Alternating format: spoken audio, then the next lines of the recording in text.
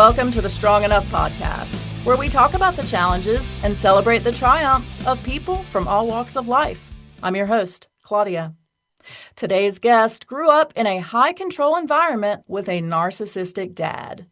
This caused her several issues as an adult, particularly in the areas of relationships and intimacy.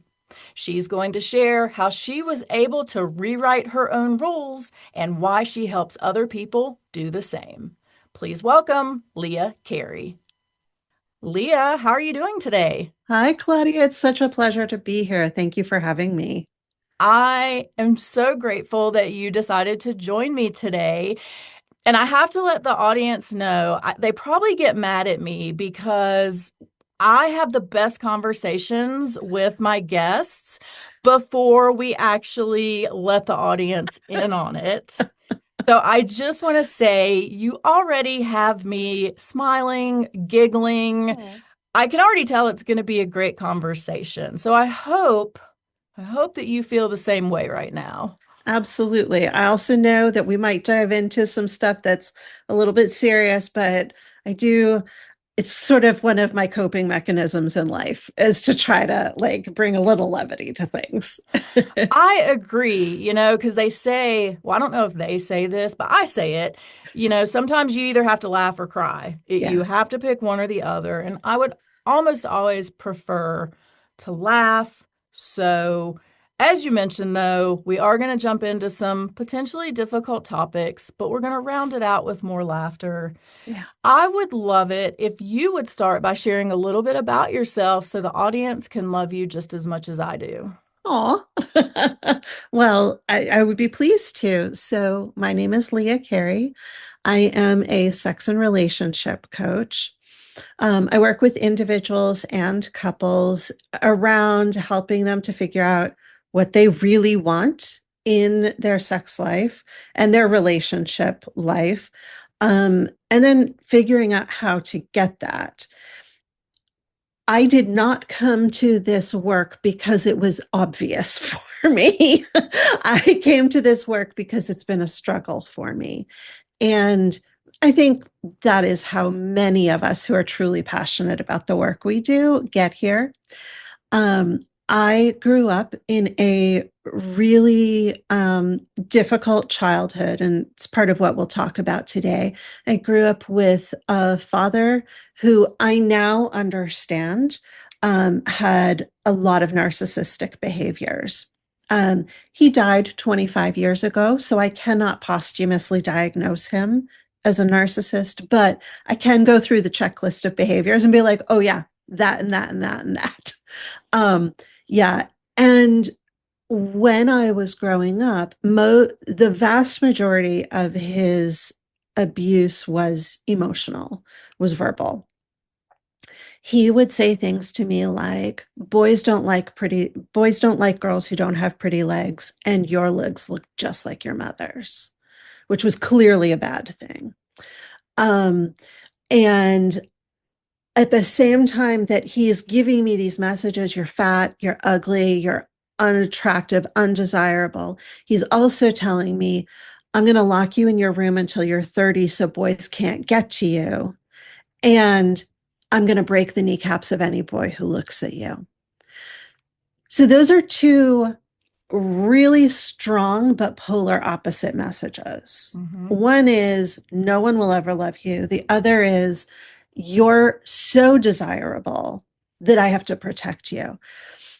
And, in the mind of an 11-year-old, what do you do with that? And so the sense that I made out of that was I am so undesirable that the only thing I'm good for is to be assaulted. And so I shut down. I just shut the sexual piece of me, the feminine piece of me, anything that could mark me as a desirable female. Absolutely not. And I didn't have sex for the first time till I was 25. It was also my first serious relationship. I chose a string of men who were borderline abusive as well, because that's all I thought that I deserved. Mm-hmm. Um, and sex was terrible.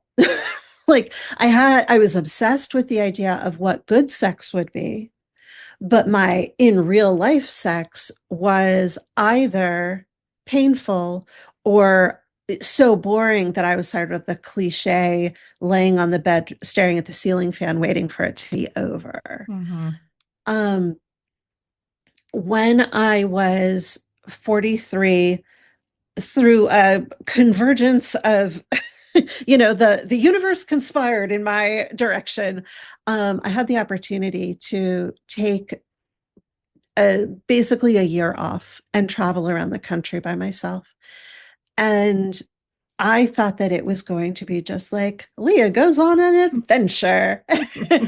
What it turned into was a profound journey of sexual healing. And in that process, I I learned why things had become so difficult for me. I learned some of the tools to move through that, and a natural result was that my friends started coming to me and asking me questions. And then I started a podcast called Good Girls Talk About Sex. And then people started coming to me as clients. And so it sort of organically turned into this work as a coach. But if you had told me even 10 years ago that this is what I would be doing today, I would have told you to get your head examined.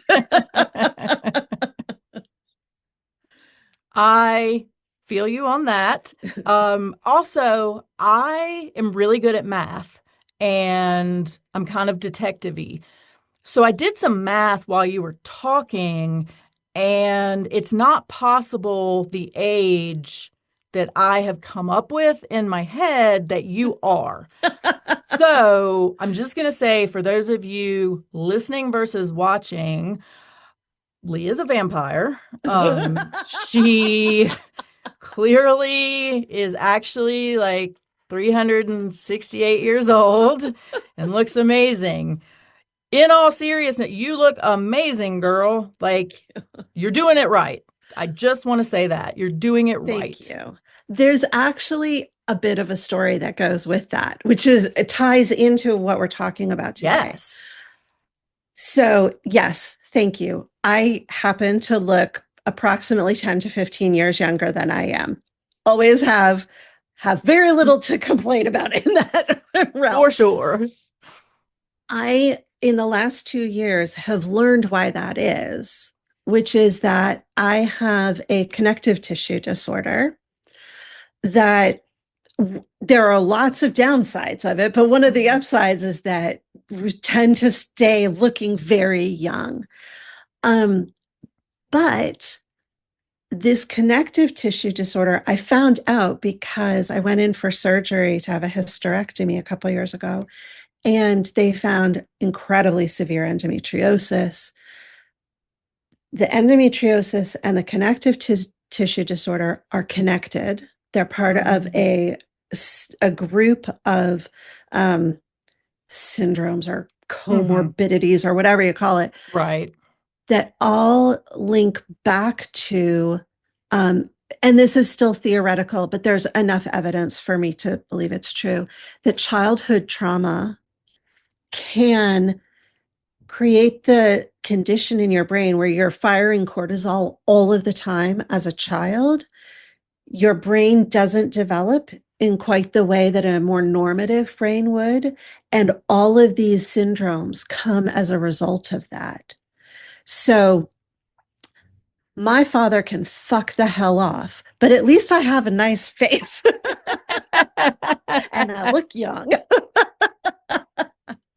Yes, I agree. You look amazing. And yeah, dad can kick rocks all the way out of here, which he already has. You talked about a lot of really interesting things, and I think some things that a lot of people deal with but don't ever talk about. Sex, Yeah. is a huge topic. I actually had a guest on recently who was talking about sex in people who are living with chronic illness, Yeah. autoimmune diseases, things that can make sex painful, difficult, for a lot of different reasons. I would love to hear from you how you were able during this Leah tours the country, how you were able to kind of start to break the walls of your issues with sex that went all the way back to dad Hmm. and really start to figure out what was going on with you. Yeah. Thank you for that question. So, early in my journey, I decided this is the time to just kind of throw out the rules. And I had been having such unpleasant, unsatisfying sex. And I thought, what the hell? I'm going to be in New York City. You can find anything in New York. So I'm going to see if I can find something that will help me to access some Mm-hmm. other part of my sexual being. I'd read an article about tantric sex, Mm-hmm. and my understanding, tantric massage more specifically, and what it said in the article was that you could sometimes access sensation that was not accessible to you in other sexual sensation situations. And so I, long story, but I found a woman who is a sex worker. Let's be super clear. Um, this woman is doing incredible healing work, and she is also a sex worker. Mm-hmm. Um, so I had a session with her where I went in and I said, I think I'm broken because I don't have the sensation I think I'm supposed to have. I've had all of this, like these terrible experiences, and I think it's me. I think I'm the one that's broken. So we had this session, and in which she was, touching me. It was like I was naked. It was a professional situation. So she Mm-hmm. was clothed, but she was touching me in a sexual way. And when it was over, she sat me down. She looked me straight in the eyes and she said, here's what I want you to know. You are not broken. Those words changed everything. She explained to me that my body, because she's somebody who sees hundreds of women, Mm-hmm. she recognizes what the stages of arousal and orgasm are. She said, I watched you go through all of them. The fact that you didn't feel pleasure, because that was like I felt Mm-hmm. some pleasure, but not all of it. She said the fact that you didn't feel pleasure means there's some emotional stuff going on that you need to work on, but you are fully capable of having all of the experience. And so her homework for me was that as I traveled around the country, I should find every possible opportunity to receive touch. And I was like, game on. You give me the assignment. I am a grade A student. We're doing so, this. so I ended up traveling around the country and finding opportunities. A lot of it was through Craigslist, to be perfectly honest. But I got very good at vetting people, and sort of figuring out what was going to feel safe and what wasn't. Mm-hmm. I found opportunities to allow people to touch me. And what I learned it was about a year of exploration. And what I learned was that I needed to receive touch without the expectation that I was going to reciprocate. Mm-hmm.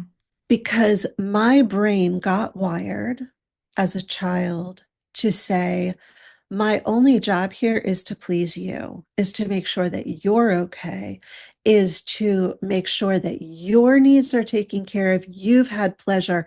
If I feel anything, that's kind of a nice side attraction. but my entire focus is going to be on you. Mm-hmm. And so for me, one of the major pieces of rewiring was to realize it was okay for me. I was allowed to ask for what I wanted and then lay back and receive it without the other person expecting me to respond.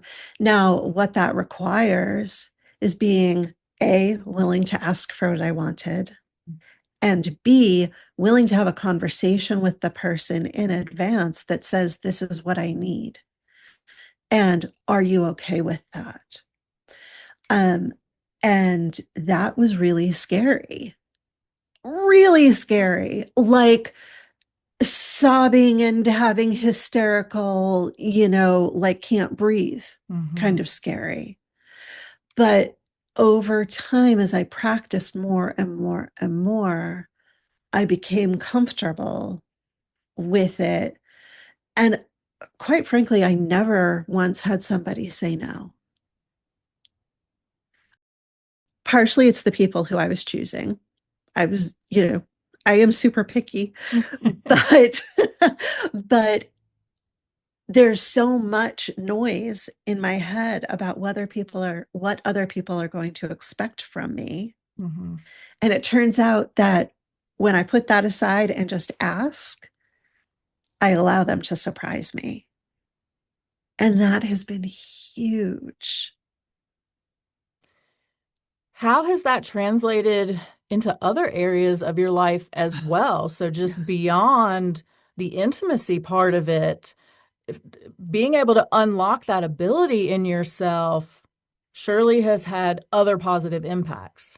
Oh my God, absolutely. And when I'm working with clients and somebody will show up to a coaching session, I'll be like, what do you want to talk about today? And they'll say, well, like I know I'm here to talk about relationships, but there's this thing going on at work that's really upsetting. And I know I shouldn't talk. And I'm like, no, first of all, what's going on at work is a relationship. Yes. And second of all, the things that we learn in the bedroom about consent and communication and asking for what we want and not giving into coercive methods, all of that translates directly into every area of your life. Mm-hmm. So I end up talking with my clients about their professional stuff as well, because it's all interconnected. Right. Do you find in working with your clients that there is a primary thing that is causing their problems? And what I mean by that is what you experienced Mm. with a narcissistic dad and the controlling, polar opposite behavior. Mhm. Is that what a lot of people are dealing with? Or is there just like all kinds of different things? What causes people to have these problems or these issues that they want to dive into and fix? Yeah. So I have worked and continue to work with people, all sorts of backgrounds. Um, and generally, this is a very broad statement, but I do believe it's true.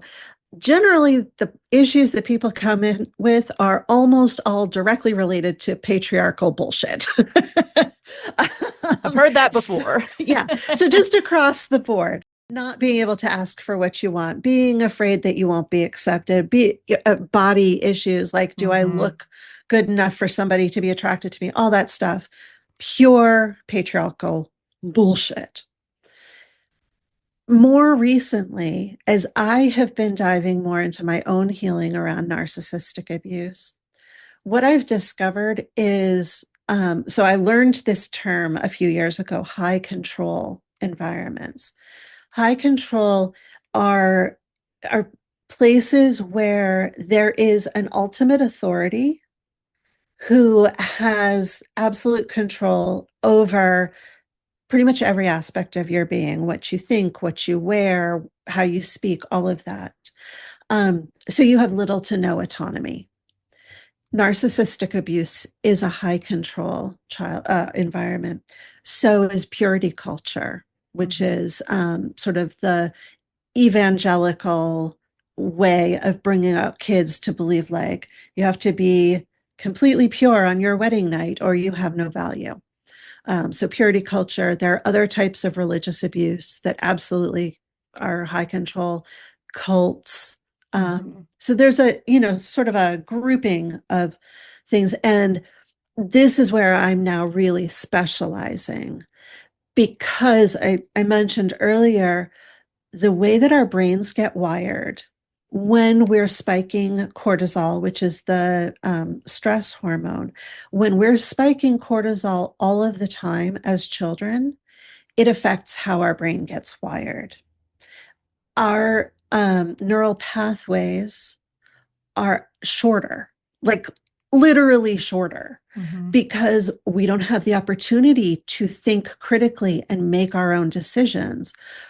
We get taught you hear A, you do B, no questions, or the world's going to end. So Mm-hmm. you don't create a whole lot of neural pathways that explore, well, what about if I did C? And what if I did F and then X? None of that.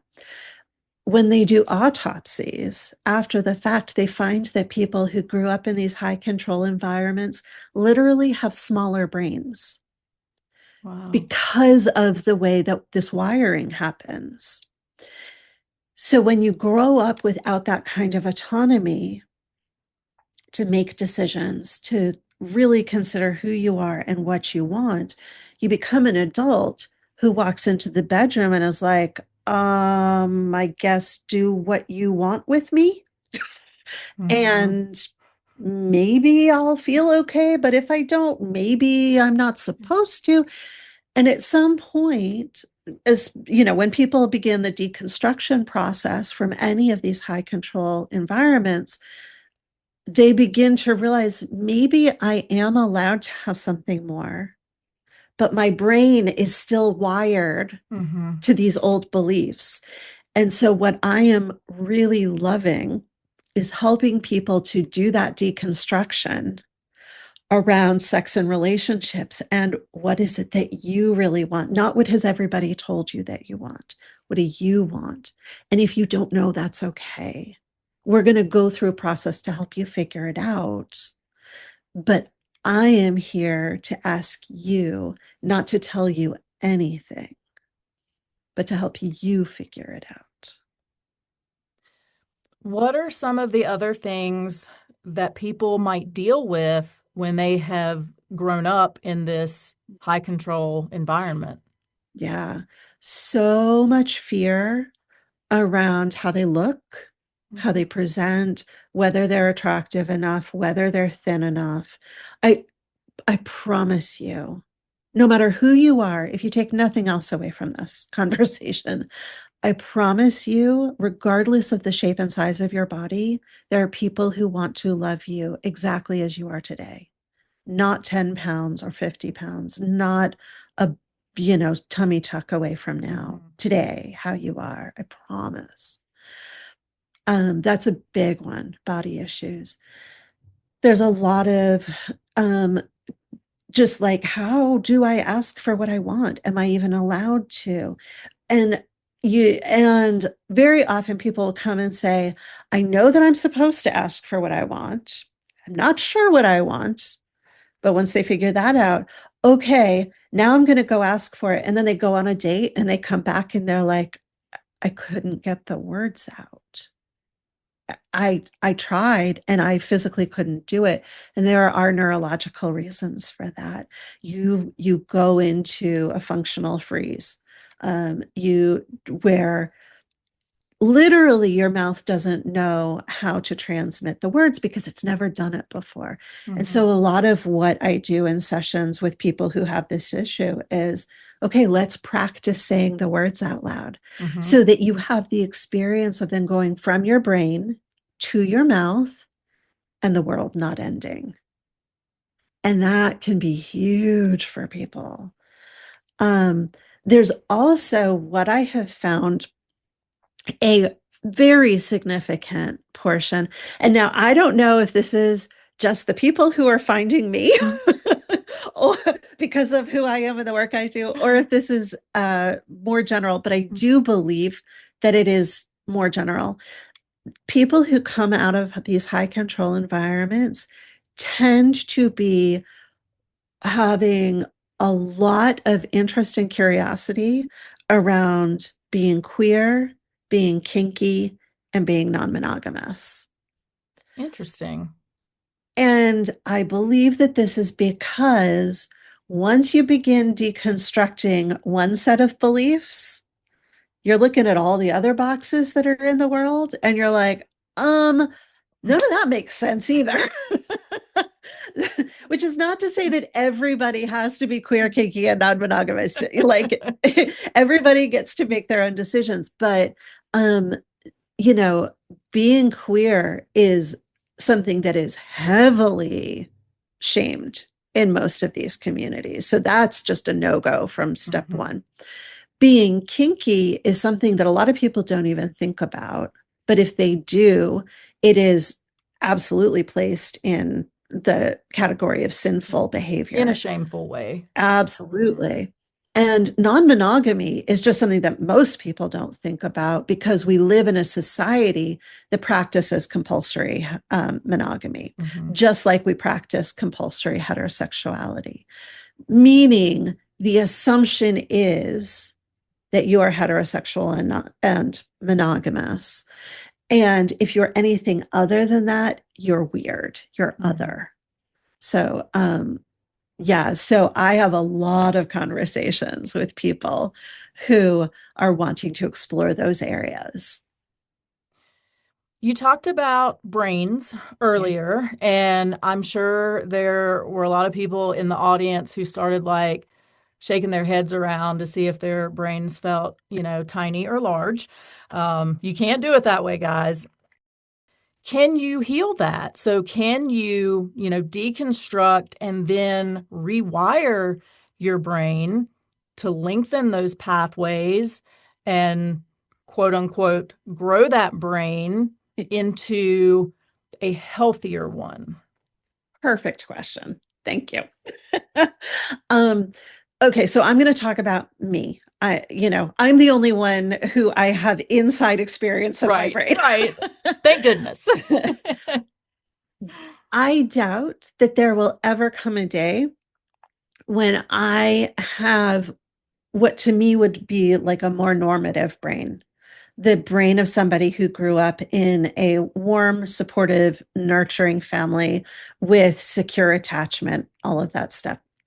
That is probably not an experience that I will ever have. I will always deal with some level of anxiety, depression, fear, all of that. Paranoia is also something that comes out of these, all the good stuff. Great. Shame. Yes, So definitely shame. Shame.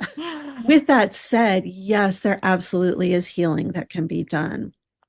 And it is in practicing breaking the rules of not having autonomy. And one of the things that I talk about a lot with clients is, okay, you're going to go on a date and here are the things you're going to talk about, or you're going to say what you want. And they come back and they're like, I couldn't do it. Okay, we're going to practice doing it. Now you go on a date and you do it and you're like, this is amazing. I'm never going to not do that again. And then you go on another date and it's somebody who you think is maybe quote unquote out of your league, a little too attractive for you. And you're like, oh my God, I can't do it. But wait a minute, I thought I would never have trouble with this again. So maybe there really is something broken in me. No, it's just that we have to keep practicing in order to make these new wiring connections. And it's going to take a little longer for us. It's going to be a little more challenging because that is the lot we got in life. Yay. Yay. But that it is absolutely possible. 10 years ago, I could not say the word masturbation out loud. It was it just, the very idea made me want to disappear, my skin shrivel. Now I'm out here talking about kink and non-monogamy, and we could have a whole conversation about masturbation if you would like. you know, this is the rewiring that happens. Is it ever going to be perfect? No, it's not, but it can be a hell of a lot better.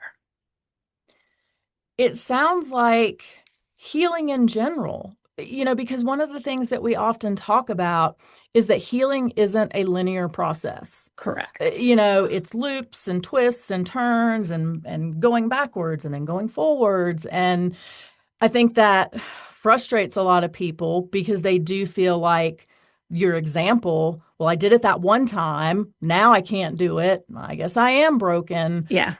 Do you find that people feel that way in dealing with sexual issues and being able to speak up for themselves, that they do have that non-linear healing, but also that is frustrating to them? Absolutely. Yeah. I mean, so many conversations about, I thought I was getting better. Mm-hmm. And now here I am feeling bad again. When is this ever going to end? And let me be perfectly clear with you. I have those same conversations with my therapist.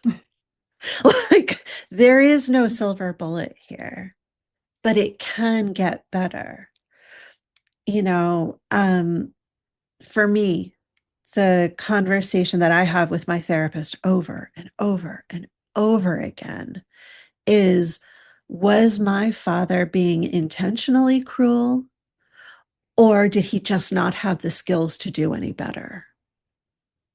We come back to that conversation every couple of weeks. The same thing happens in this, like, um, if I'm working with a couple and we work on a new communication skill, and they get really excited about using it for that week when they've learned it, and then 3 weeks later they have the same old fight without using the skill, and they come in and they're like, maybe we just shouldn't be together. No, you just need to practice, that's all. I love that you mentioned your therapist, because I think a lot of people do have that misconception Mm. that therapists are perfect. Yeah. They're healed. Yep. Maybe they weren't perfect, but now, oh, they are healed. They are trauma free. Yeah. Everything's working great in their life. That's why they can help me.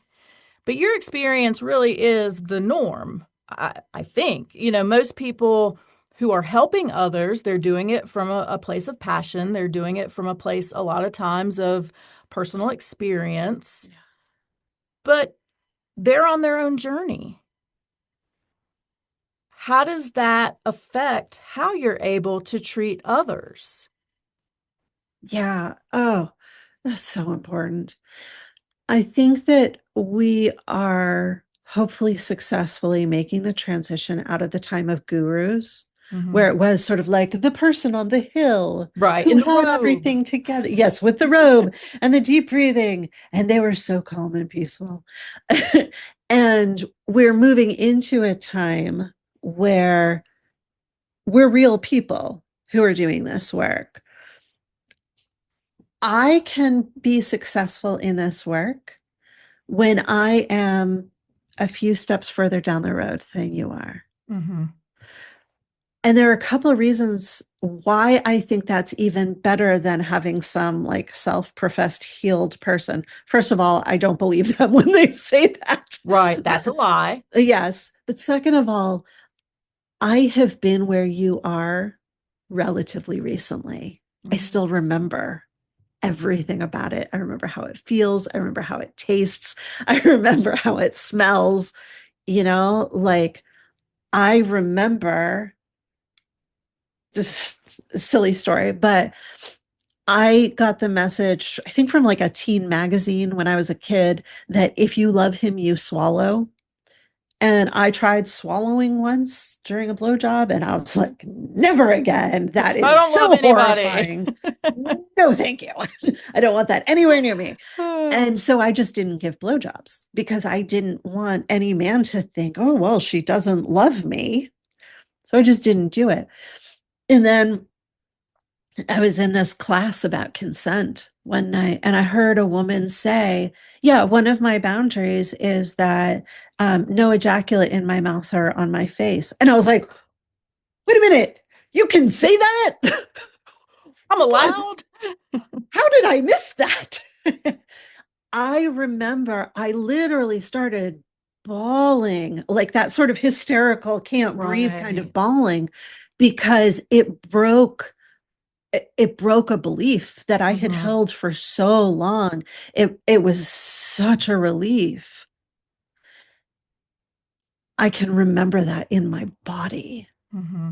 because I was there fairly recently, 7 years ago. So Mm-hmm. I'm far enough down the road that I've got a lot of skills and a lot of Right. knowledge, but also I've been where you are.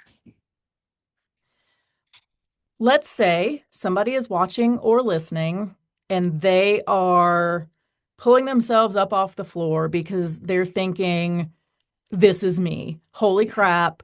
You know, I went through that in my childhood. I'm experiencing these issues now.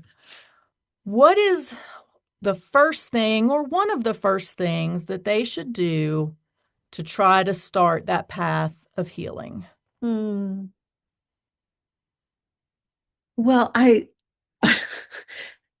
have a really hard time with self-promotion. It's part of my old childhood Well, go bullshit. ahead and practice now, my friend.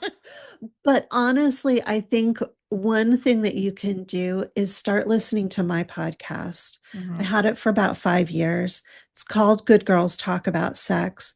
And I interview women about their sex lives. But it's not the salacious stuff. It's not the like, I went out and partied and had an orgy. It's literally about like, what did you learn in your home growing up? When did you start masturbating? What was your first sex experience like? Like literally just sort of the questions that we all want to ask, Mm-hmm. but we're like, oh, well, that's not okay. Right. And just the process of hearing other people telling their stories can help to ease some of that fear and shame and feelings of rigidity. And when you're ready, then you can reach out and we can have a conversation. One of the other things that a lot of people feel shame and regret over is poor tattoo choices. I think everybody that has tattoos, if you have more than a couple, you got at least one that you're like, what was I thinking? Why did I do that? Oh, I want to know what yours is. What is your regret? So mine is covered. My very first tattoo, I was 17 years old. I was such a nerd that I called the tattoo shop to ask if they checked IDs. Of course, they said yes. So I gathered up my fake ID. They never looked, they never checked anything. My first tattoo was Hobbs the Tiger from Uh-huh. Calvin and Hobbes. Down near my bikini line, leaning on his tail, pointing. Oh my God, For that's those of you who are watching amazing. right now, if you're not watching, you need to watch my imitation of my tattoo. So, I yes, love that that. was my first tattoo. Stupid, stupid, stupid. At the time, I just thought it was the best thing ever. Of And I course. literally like thought, oh, what is something that like I'll always want? What is something that will just be so amazing? Hobbs. Hobbs is what my 17-year-old brain decided was going to be the forever lasting, just most amazing tattoo. Yeah. So that's mine. I know that you are lucky enough that you don't have one of these regret stories to tell when it comes to tattoos because you have no tattoos. Correct. But if you were going to get one that you hopefully wouldn't be ashamed of 5 years down the road, what do you think it would be? Um, so I live in Portland, Oregon, which is like, whatever you think about Portland is probably true. And I'll I tell you am what I kind think in a minute. of I am kind of the unicorn because my hair is my natural color. I don't have any piercings and I don't have any tattoos. I am like a You monolith. right. You people stare at you. Exactly. Exactly. Um so there are two reasons that I don't have tattoos. One is that I hate needles. I have a very low pain tolerance, so that's just not something that's ever going to happen. I get But it. the other is that I can't imagine having something that I feel so strongly about that I am confident I will still feel that strongly about it in 20 years. Like, I have no earthly idea what that would be. Well, it's probably not Hobbs the tiger. I can tell you Probably that. not. But I know this is like fun, but also to take it back, like I learned very early that every choice had major consequences. And Right. so I am now ultra aware of the consequences of my decisions. And tattoos is one of the places where that shows up. What if we were just going to toss on like a little temporary? Okay, temporary tattoo. I'm kind of jiving on the idea of Hobbs. Okay. Okay. I mean, I kind of love I'll get a that. temporary Hobbs tattoo with you. Yeah, Not doing maybe not not pointing. doing that. Not doing that. I love it. All right. No Calvin, just Hobbs. Um, oh, there was a Calvin and Hobbes recently. Oh, no, no, no. Sorry. I don't know why I would think Calvin and Hobbes. It was Winnie the Pooh and Roo. And it was some back and forth of like, is today the day when things get better? And the other one's like, fuck it, no. I don't remember what the actual words were, but it struck me as really funny. So maybe that. I love that. I am here for it. I know good artists in Portland. So, Yeah. so if you ever change your mind, Okay. then we've got options. What I think of Portland, I love it because of Dutch Bros. The Oh, yeah. birthplace of Dutch Bros is Portland. I love Dutch Bros. Not only do I love the taste of it, but I love the vibe. Like if you ever go to a Dutch Bros, the vibe is amazing. I've never been to one where the people there weren't friendly, happy, chipper. I don't know what they're putting in their drinks. It doesn't matter. It does not matter, but I love the vibe. So that's what I think of Portland. I also think about Stripper Olympics because when I used to go to Portland, I would always see this billboard about Stripper Olympics. Funny. And my friends and I, we were working and we're just like, what is that? Like, what events are occurring at Stripper Olympics? And we always wanted to go really simply out of curiosity, but we were always working. So I'm still super curious about Stripper Olympics. If anybody knows what they do there, please send me a message and let me So know. I don't know about Stripper Olympics, but Portland, my understanding is that we have more strip clubs per capita in Portland than anywhere else in the country. Wow. Yeah. And my partner enjoys strip clubs. It's a whole long story. He's a former youth minister. And so he's like, where would Jesus go? Jesus would go to the strip clubs. Okay. um, Okay. so so I've been to my fair share of strip clubs here in Portland, but the one that I haven't been to yet that I always wanted to do, I think it's called stripperoke. I don't know how exactly you pronounce it, but it's karaoke where people, like just the regular people, get up on this stage and sing karaoke, but there's a stripper who's doing a dance trying to distract them from their singing, and that just sounds fantastic. Okay, I am going to need more info, so we're gonna deal with that offline. That's crazy. And maybe the stripper Olympics then is like different clubs competing against each other since there's so many. Maybe that could be. Anyway, yeah, if you know stripper Olympics, let us know. If you have ever been to stripper karaoke, share with us how that experience was as well. Leah, where can people find you? So if they want to follow your journey of being the weirdo in Portland with normal colored hair, no tattoos, no piercings. If they want to reach out to you to talk about some therapy, some working together, or, if they just want to follow you around with a tattoo needle in the hopes of getting you to sit down for a tattoo, where can they find you? So minus the needle, because really I don't want any needles. Okay, so if they're just going to bring the temporary to that, I am down with that. That's what they're going to do then. They're bringing that. You can find me online at leahcarey.com. That's where all of the information about coaching is. I also have a store full of downloads and videos and all sorts of things, low cost and freebies. So check that out.